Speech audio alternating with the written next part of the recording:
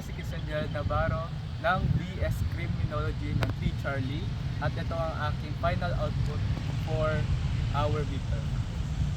Question.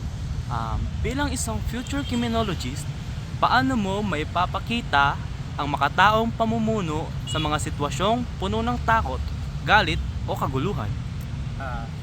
For me, no, ang nararamdaman ng isang pinuno kapag nasa sitwasyon siya ng takot, no, galit, o ano man yan, no, napaka-valid lang yan. No. Pero, if you cannot control your emotion, being impulsive is not for being a leader. No.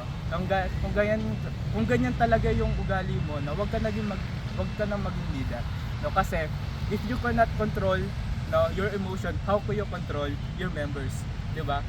Sa pagiging leader, no, you need to learn how to manage, organize, and lead them, not to boast them, no. Hindi ka lang pwede mag-command ng isang like isang authority na meron ka na hindi mo kayang kontrolin ng isang bagay na 'yon, no. For example, no, you are commanding them, but you cannot organize the member of your yun, no, na sinasakupan mo, no. Hindi yun ang bilang isang trait ng isang pagiging leader, no. Pero ang pagiging impostor, no, pagiging tawag dito like nga ayun, no, na pagiging ano lang, like what do you call this, pagpapanggap ng isang leader, no. Kasi di mo talaga mapapanggap ang isang skill ng isang leader if you are not able to control your emotion, no. Yung pagiging imposed mo talaga, kailangan talaga sa pagiging leader mayroon kang composed, no, na emosyon, no.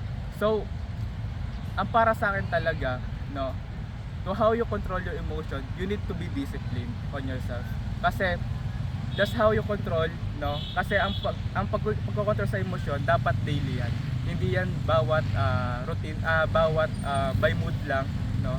So I am advising everyone, no, to have a routine, no, na i-control natin yung emotion natin by pagiging disiplina natin sa sarili natin.